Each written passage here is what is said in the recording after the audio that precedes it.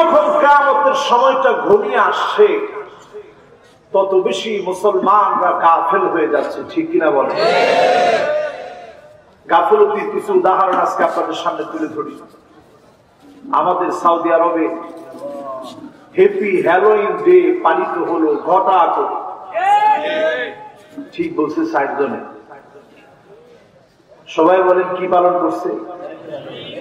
Happy Halloween day পালন করছে। যে আল্লাহর নবী বিশ্বনবী সাল্লাল্লাহু আলাইহি ওয়াসাল্লাম বুইসতু লিউকাসসিরাল মাসামির, একতারা দুতারা সেতারা গান বাজনা দৈত্য দানবে ব্যবহৃত জিনিসগুলোকে ভেঙে ফেলার জন্য আসলেন। নবীজির পূর্ণভূমি রিয়াদের ভিতরে হ্যাপি হ্যালোইন ডে পালন করা হলো, ঘটা করে পালন করা হলো।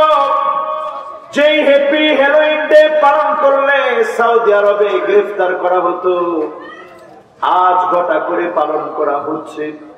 স্পষ্ট বোঝা যাচ্ছে গাফলতি বেড়ে যাচ্ছে, ঠিক না বেঠিক? আজ তাকায় দেখেন মুসলমান, প্রকাশ্যে আমার দেশের গায়িকারা গেল ওমরা করে, ওমরা করার পরে মানুষগুলা নিষ্পাপ হয়। ওমরা করার পরে সেখানে কনসার্ট করল। আল্লাহ নবীর পবিত্র ভূমিতে কনসার্টের মতো অপবিত্র বিষয়ের অনুমতি দেওয়া হচ্ছে। বোঝা যাচ্ছে কিয়ামতের সময়টা বড় সন্নিকটে, ঠিক না বেঠিক? গাফলতি ক্রমশ বেড়ে যাচ্ছে। পর্দাকে শিথিল করা হয়েছে। যে কয়েকটা কোরআনের আইন চালানো হতো, যে কয়েকটা কোরআনের আইন দ্বারা পরিচালিত হতো সৌদি, রক্ষণশীল দেশ বলা হতো। ইসলাম যেখানে সুরক্ষিত ছিল, কোরআন যেখানে সুরক্ষিত ছিল, আজ সেই পবিত্র ভূমিতে বারবার যখন গাফলতি প্রদর্শিত হচ্ছে, বোঝা যাচ্ছে কিয়ামতের সময়টা বড় বেশি সন্নিকটে, ঠিক না বেঠিক?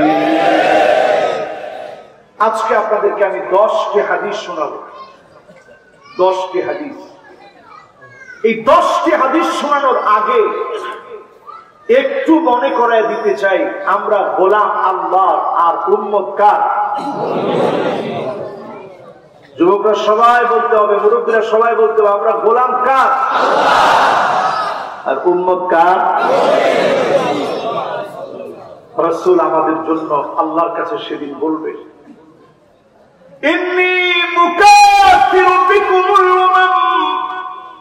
ও আল্লাহ, আজকে আপনি তাকায় দেখেন কি পরিমাণ উম্মত নিয়ে আজ আমি জান্নাতি। নবী সেদিন আল্লাহর কাছে গর্ব করবে উম্মতদেরকে নিয়ে। আল্লাহ, তাকায় দেখেন কি পরিমাণ উম্মত আজ আমার জান্নাতি। জীবনে কোনদিন নবী আমাকে আপনাকে দেখেন নাই। আল্লাহর হাবিব বলতেছিলেন, ওয়াদিতু লাউ রাআইনা ইখওয়ানানা, আমার মনটা বড় চায় আমি যদি আমার ভাইগুলাকে এক নজর দেখতে পেতাম। সাহাবায়ে কেরাম আরজ করলেন, ইয়া রাসূলুল্লাহ, আলাসনা ইখওয়ানুকা, আমরা কি আপনার ভাই নই? আল্লাহর হাবিব বললেন, না, তোমরা আমার ভাই না, বাল আনতুম আসহাবি, তোমরা তো আমার সাহাবী। আমার ভাই হবে তারা যারা অনেক পরে আসবে, মান আমানা বি ওয়া লাম ইয়ারানি, অনেক পরে যারা আসবে, জীবনে কোনদিন আমি নবীকে দেখবে না, না দেখে যারা ঈমান আনবে তারা হবে আমার ভাই, তাদের জন্য আমি নবী অপেক্ষা করব। বলেন আল্লাহু আকবার।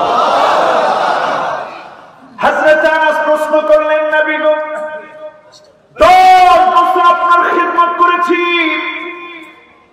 আপনি যেদিন দুনিয়া থেকে চলে যাবেন, নবী আর কোন দিনের জন্য তো মনে হয় আপনাকে পাবো না। আমি যেদিন দুনিয়া থেকে চলে যাব গো নবী, কোন কোন জায়গায় আপনাকে খুঁজবো,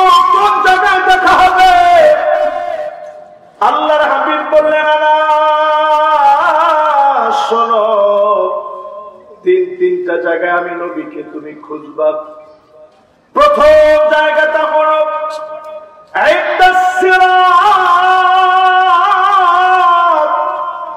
পুলসিরাতে তুমি আমাকে খুঁজবে। পুলসিরাত পার হতে গিয়ে কত উম্মতের হাত কেটে নিচে থাকবে জাহান্নাম, জাহান্নামের মধ্যে পড়ে যাবে।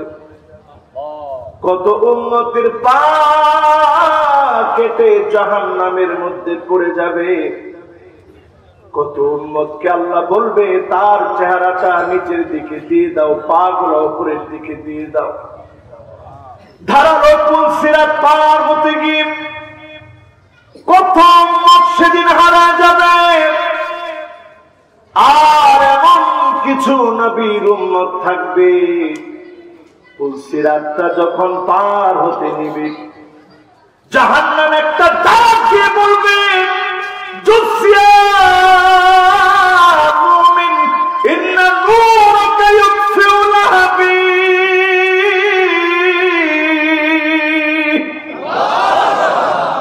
ও মুমিন, তুমি দ্রুত পার হয়ে চলে যাও, কারণ তোমার আলো, তোমার নূর, তোমার জ্যোতি জাহান্নামের আগুন গুলাকে নিভাইয়া দিচ্ছে।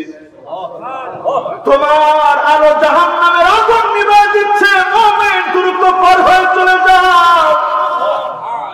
কিছু মুমিন থাকবে এমন, কিছু নবীর উম্মত থাকবে এমন, যাদেরকে নবীজি খুঁজে খুঁজে বের করবে। আজকে একটু চিন্তা করেন ও মুসলমান, কেমন গাফেল আমি হয়ে গেলাম। নবীর উম্মত হওয়ার কথা ভুলে গিয়েছি। একটু মিলে নেন, কারা নবীর উম্মত হতে পারে নাই, নবীর উম্মত হতে পারে নাই, নবীর দলভুক্ত হতে পারে নাই, নবীর আদরের হতে পারে নাই।